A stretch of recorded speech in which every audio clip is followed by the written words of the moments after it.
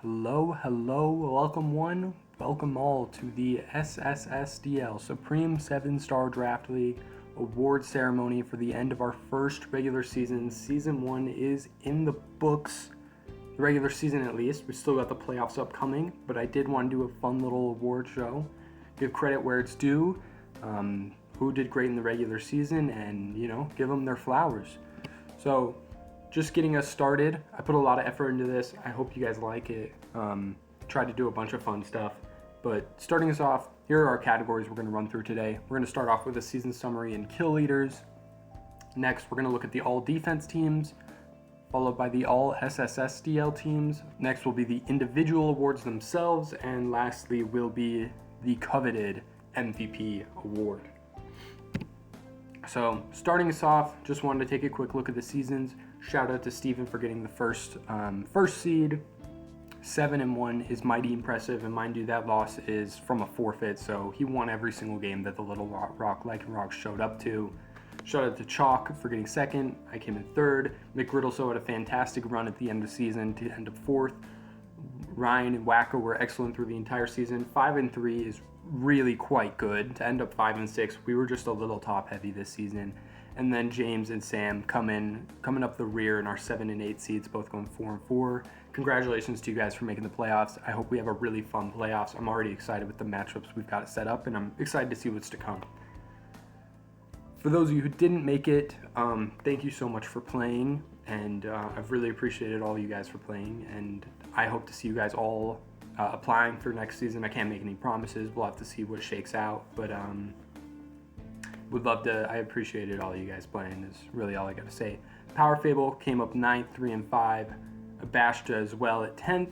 And then John in his first ever league coming in at 11th. 3-5 I think is more than okay for your first ever draft league. Very proud of you, John. Phoenix coming in at 12th. And then Wisdom and the Braviaries at 13th. And last, coming up the rear, the trooper himself, Yerkbert, and the Weirder Bucks. Let's quickly look at the kill leaderboard. Shout out to Lapras for bringing home the most kills this season. 12 kills. Some leagues, the kills can go real high. I like that we had a really balanced, this nice crescendo. No one finished with 9 kills, but we have every single other number covered. And, there's nothing too crazy here. It made the MVP race fun. It made picking the awards fun. So, but shout out to Lapras for getting the most, and some of the other fun Pokemon in there, like Lunatone and Ambipom, and Stagataka and Munchlax and Clodsire. Cool stuff, in my opinion. But before we get into the awards, I want to preface, especially with the all-defense teams, which are coming up first, that the awards don't go strictly off of kills. They don't go strictly off of differential. I went back, I've watched every single game that was played, all 54 games that were played this season. Granted, I don't remember every single one. I went, especially for the people who are nominated for awards, I did rewatch a bunch of games, and that helped me decide where things, but there's a lot of intangibles that go into it as well, especially for the defensive mons. Most defensive mons don't put up good stats. You can play a hell of a defensive game, you can wish pass 5 times, you can aromatherapy, and you might finish the game 0-1. But that's not what a defensive mon is about. It's about what it's doing in the game. So I watched a lot of games to pick the defensive mons and all of the mons. I factored in as much as I could when the voters factored in as much as they could while they were picking. So I tried to make this as realistic and appropriate as I could in who I picked and selected. So first, we have our all defensive first team. We have Alamamola from Steven's Little Rock Lycanroc, Corviknight from Ryan's Regi Spice, Ting Lu from James's Sleepy Hollow Jirachi, Knacklestack from Jaden's Pearl City Pink Urchins, Iron Crown from Wacka's A Chilling Reception, and Mega Venusaur from McGriddleso's Bronx Bombers. Great stuff from all these mons. Not all of them had fantastic stats. The only one that really jumped off paper was Ting Lu and Corviknight, but all of these mons, every single game I watched, were fantastic. Alamamola, insane, was the best defensive mon on the best team in the league and played an insane support role. Corviknight really carried Ryan through the first, Corviknight was doing fantastic through the first Corviknight was doing fantastic in the first games of the season. It was, putting on a star show, leading us off. It was the first mon of the week. Ting Lu, also fantastic. It did run some offense this season and it got kills that way, but every time I saw it come in, it was taking 0 damage, and it did that job well, and it set up hazards well. Knucklestack was the primary defensive backbone of my team. Fantastic, the lowest tier on the first team, the lowest point value at least. It did have Terra, which helped it tremendously succeed, but was super impactful to my team, way more impactful than I expected from the beginning of the season. Picked it up just because it looked silly, but it was in fact really good. Iron Crown, special omission here. Iron Crown isn't really that defensive of a Pokemon, but Waka selected it, and very quickly he realized that it had to be one of the big defensive backbones on his team, and he played it in that role most of the season. Lots of AV, lots of volt switching, kind of ways to help pivot around his team and get in those things like those rain setters and get in the hail and get in the sweepers. One of the big pivots of the season. So it was fantastic from what I saw. And then lastly, Mega Venusaur rounds out the 6th spot on the first team. Lots of Leech Seeds. Was still good offensively, but it was great defensively as well. Sleep Powder, Leech Seed, that type of stuff. Now onto the all defensive second team. We've got some interesting folks. Galarian Slowking from Steven's Little Rock Lycanroc, Garchomp from the Gaylord Gastrodons, Meloetta from the Pearl City Pincurchins, Hisuian Gudra from Wisdom's Atlanta Braviaries, Donphan from Phoenix's Toronto Typhlosion, and Gastrodon from John's The Flying Rats. Kind of a mixed bag here. I mean, Glowking was a fantastic pivot and a fantastic Mon on the best team. Garchomp, I mean, I vividly remember week 1, it putting up a masterclass and doing like 70% to a Lycanroc with Rocky Helmet and Rough Skin. Super great Mon. I loved how Chalk used it this season, and he had a fantastic season. Meloetta was the 1A and the 1B of my team defensively was Knucklestack and Meloetta is so specially bulky. I put AV on that thing multiple times this season, and it didn't always have the best stats in every single game, but it was very impactful in every single game I brought it. Hisuian Gudra was a nightmare for me to prep for, and I vividly remember it, and I believe also week 1. I mean, it made a defensive stand that won him a game against an Arvaliva that was like really trying to come back.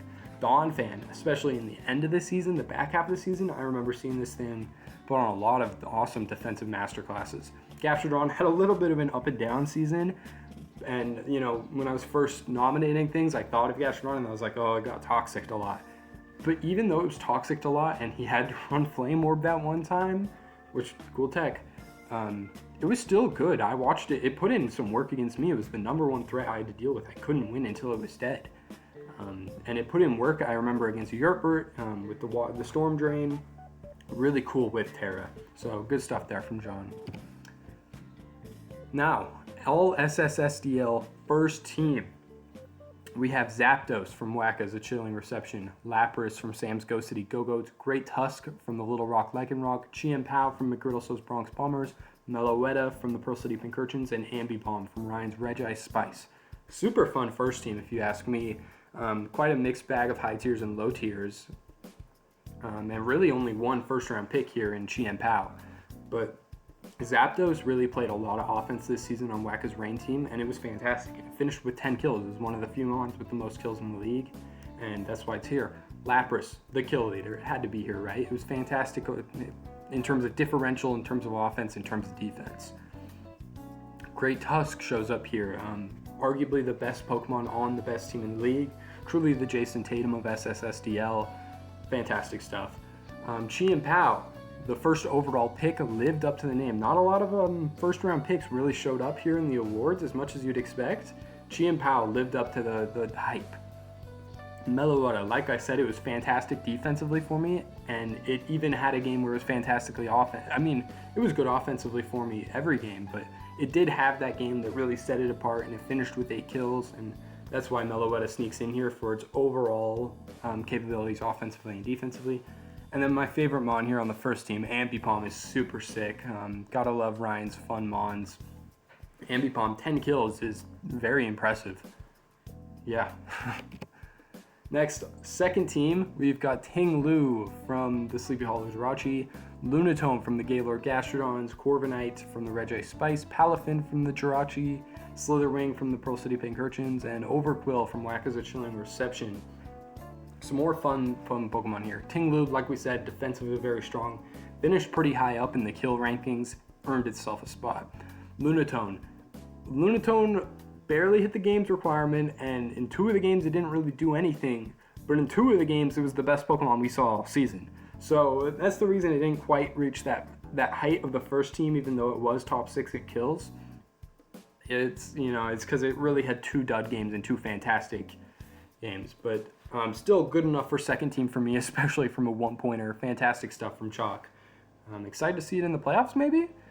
Corviknight, we already talked about Corviknight, fantastically, especially early in the season, and earns itself a spot here on second team. Palafin was very cool as well, had a very strong end of season push, especially week 8, I believe it picked up like 3 kills. Slitherwing was definitely my second best Pokemon this season behind Meloetta, no argument from me. Super cool defensively, super cool utility-wise, super cool offensively. First impression won me multiple games this season, I feel like. And then lastly, Overquill, Wacker brought it in the rain. It was fantastic. I remember especially threatening early in the season, but it was still fantastic throughout the entire season. Definitely earned its spot here. And then our third team, we've got Arboliva from Sam's Go City Go-Goats, Comfey from Abash's Hearthrome Haunters, Mega Charizard Y from Steven's Little Rock Lycanroc, Chi-Yu from Power Fable's Joltik Jewels, Stakataka from the Atlanta Braveberries, and Annihilate from the Flying Rats. Very happy to see a lot of people who didn't get that much award recognition got to sneak in here on the third team. Arboliva was really strong, especially early in the season, but was great throughout the whole season. Comfey had a fantastic week 8, big upset, maybe the biggest upset of the season, and it was good throughout the season as well. The only true utility Pokemon on the Hearthome Haunters, and it showed why it's actually the best Mon. Mega Charizard had the most kills with 0 deaths in the league. 5 kills, 0 deaths, fantastic stuff there from Steven, just showing his dominance even more. Chi-Yu had an okay differential, I think it was 7 and 5, so +2. For a near playoff team, I thought it deserved a spot. Stakataka, kind of the same case for Chi-Yu. Didn't have the same success on one of the worst teams, but it was a really cool Terramon, and I like seeing it every week, and it played good. It was definitely the best Pokemon on the Braviaries, if you ask me. And then Annihilate really did only have 1 big week, but it was still good in the other weeks it came for the most part. But it did have that 1 big week, which somersaulted it up here to make third team. Now we move on to the actual individual awards. So our first award we'll be handing out is the Terra Captain of the Year. We're going to give it to the most prolific terrestrialization Pokemon. And your nominees are Lunatone. These are just the nominees. These aren't the winners yet. But your nominees are Lunatone, who played in 4 games, 10 kills, 2 deaths, +8. Fantastic stuff. Tied for second best differential in the entire league. Lapras, 6 games, 12 kills, 3 deaths, best differential in the entire league. And then Meloetta, who came to 7 of my 8 games, had 8 kills, 3 deaths, and +5. All these Pokemon were Terraing. Lunatone was a big Terra Poison from what I remember, and ran Terra Rock. Lapras ran Terra Ground and Fire most of the season, and Meloetta ran Electric most of the season in Normal. And your winner of the first ever Terra Captain of the Year is, no surprise, it's going to be Lapras. We can look at the stats here real quick, but it's 3-3 on the season, multiple kills in almost every single game, complete consistency. These numbers don't jump off the page, but that's kind of the best thing about them. Thank you to Lapras for coming out and signing the card for us for the show. We told Lapras it won an award, and here it is, you know? So, fantastic stuff from Lapras. Moving on, our next award is the least valuable Pokemon of the year. I'm sorry to do this, but I also thought it was really funny, so I had to. Your nominees for the worst Pokemon of the year. Hoop Unbound came to 3 games, no kills, no deaths. I don't know how you don't get a single kill with Pokemon with 160 in both its attack stats. Greninja, mind you, this is Ash Greninja and Protean Greninja. Came to 6 games and only got a single kill and died in every single game.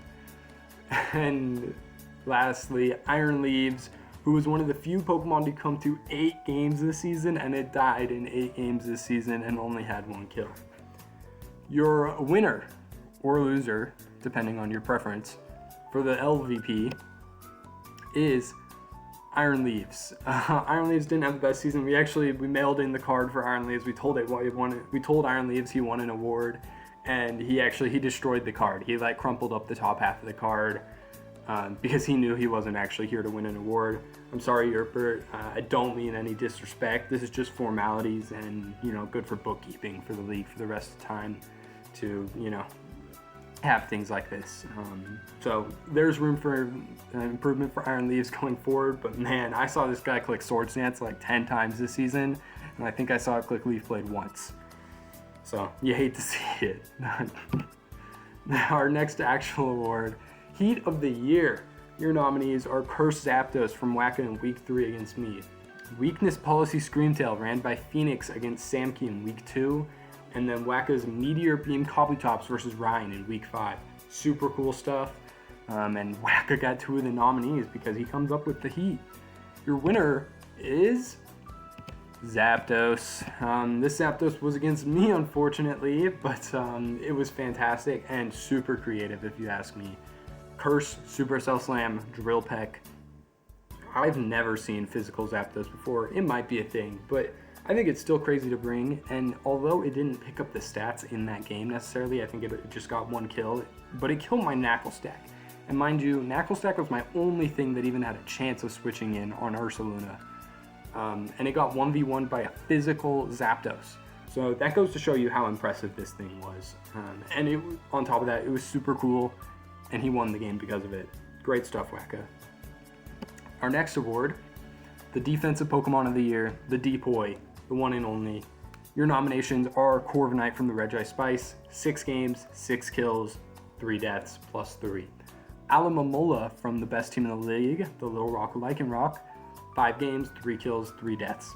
And Knuckle Stack from the Pearl City Pincurchins, 7 games, 3 kills, 2 deaths. Your winner for the Depoy is Alamamola. I talked to his coach about it. Coach had nothing but good things to say about Alamamola. The stats don't jump off the page. 3-3 is nothing crazy, but like we said, the intangibles are off the charts. Huge team player in Alamamola, and it shows. Look at that result column. Win, win, win, win, win. Did not lose a single game while Aloe was out there, and Aloe's a big part of the reason, and Coach said he was one of the most selfless players in the league, and it really goes to show.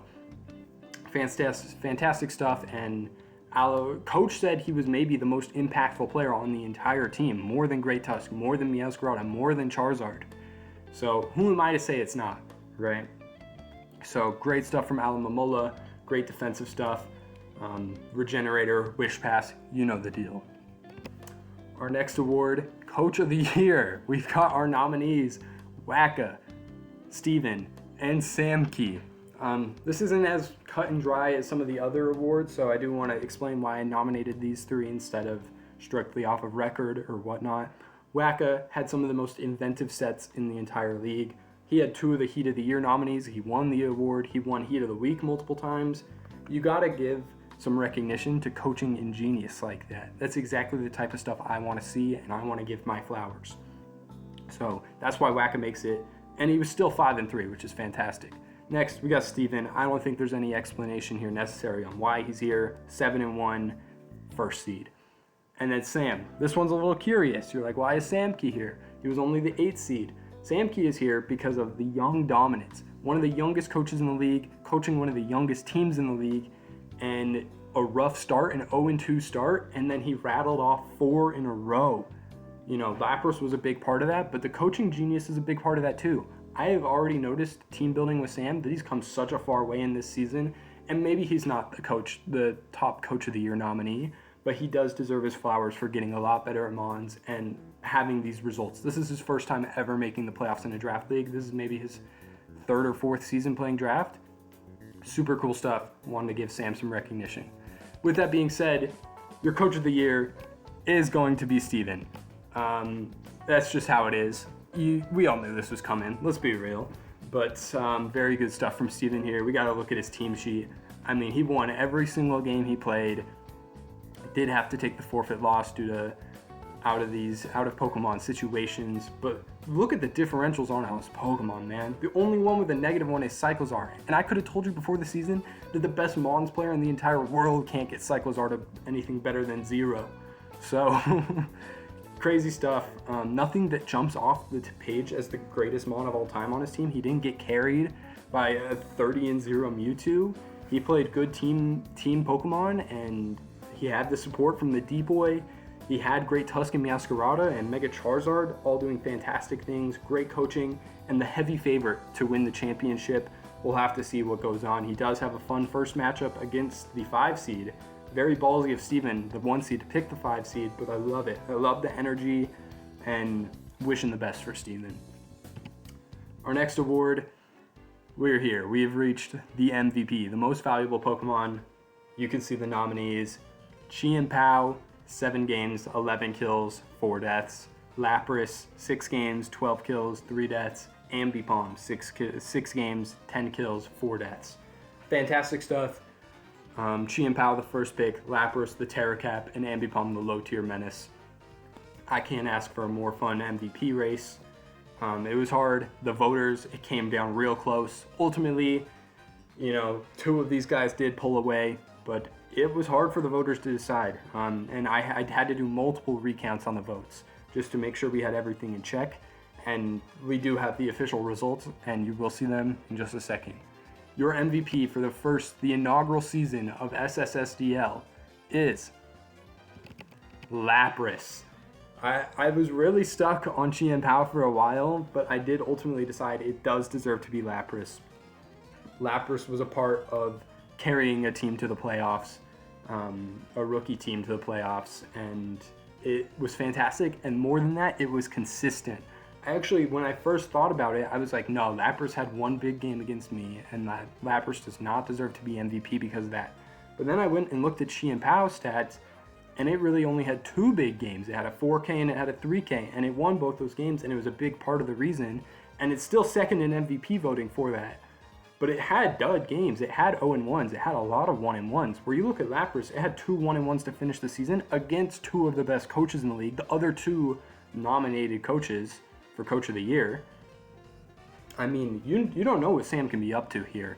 Lapras has been fantastic, and it's still put in works in those games it lost. I mean, still getting a kill and still showing up and still doing all that stuff. And then, of course, helping with a 6-0 against John, upsetting me with a 4-0 victory with 4 of its own kills. Beating Power Fable with 2 kills and no death. I mean, unbelievable consistency from Lapras, and Lapras will go down in the history books in what is hopefully eventually a long list of fantastic Pokemon that have won MVP in Supreme 7-Star. Lapras will forever be known as the first MVP. We got the custom card, the holographic gold background for MVP, the MVP embroidery. I'm telling you, if you receive this card, you will feel that MVP at the top. Custom artwork. This is the first time it's being shown to anyone, and it'll make its circulation into packs. Very rare, though. Good luck getting your hands on the exclusive MVP Lapras card. Congratulations to Sam for coaching the best Pokemon in the league this season, and best of luck to you in the playoffs. But thank you, everyone, for watching the award show, the ceremony. I had a lot of fun putting it together. Let me know what you guys think for next season, and yeah, we've got playoffs coming up, and hopefully we have some fun stuff down the pipeline, some more awards, some off-season stuff. I've got a lot of ideas. It's just about executing. But thanks for watching the awards. Appreciate you guys.